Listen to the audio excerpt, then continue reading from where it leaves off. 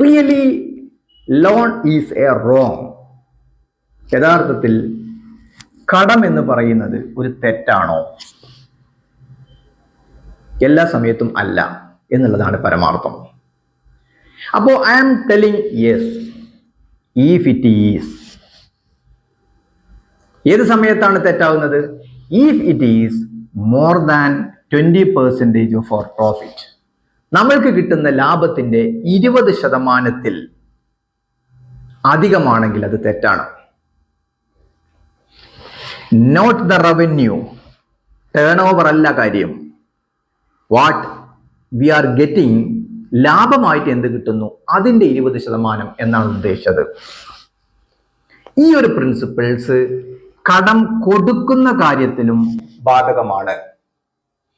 നമുക്ക് കിട്ടുന്ന ലാഭത്തിന്റെ 20% കൂടുതൽ നമ്മൾ കടം കൊടുക്കാൻ പാടില്ല. നിങ്ങൾക്ക് കേൾക്കുമ്പോൾ അത് തെറ്റായിട്ട് തോന്നും. ആ രണ്ട് കണ്ടീഷനും കൂടി കേട്ട് കഴിഞ്ഞാൽ you will say it is right.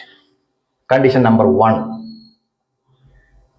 it will not make any impact in the present financial setup. നിങ്ങളുടെ ഫിനാൻഷ്യൽ സെറ്റപ്പിനെ, നിങ്ങൾ ചെയ്യുന്ന ബിസിനസ്സിനകത്തെ, നിങ്ങൾ ചെയ്യുന്ന കൃഷിയാട്ടെ, നിങ്ങൾ വരുന്ന സർവീസിനെ അത് ഡയറക്റ്റ് ആയിട്ട് ഇമ്പാക്റ്റ് ചെയ്യില്ല എന്ന ഉറപ്പ് വേണം നമ്മൾ എന്ത് ചെയ്യണമെങ്കിൽ കടം കൊടുത്തിട്ടില്ലെങ്കിൽ. കാരണം കൊടുത്തു കഴിഞ്ഞാൽ കിട്ടുമെന്ന് ഉറപ്പില്ല. കിട്ടിയില്ലെങ്കിലും it will not affect your financial setup. Condition number 2, it will not affect your personal relationship.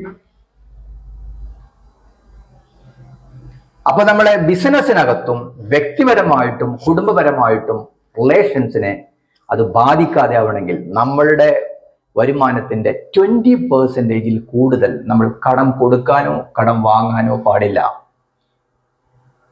I say if it will not taken back, give back. നമുക്ക് തിരിച്ചു കിട്ടിയില്ലെങ്കിലും, നമ്മൾ തിരിച്ചു കൊടുത്തില്ലെങ്കിലും ആ ബന്ധത്തിനെ അല്ലെങ്കിൽ ആ ബിസിനസ്സിനകത്തിനെ പരാജയപ്പെടാൻ പാടില്ല.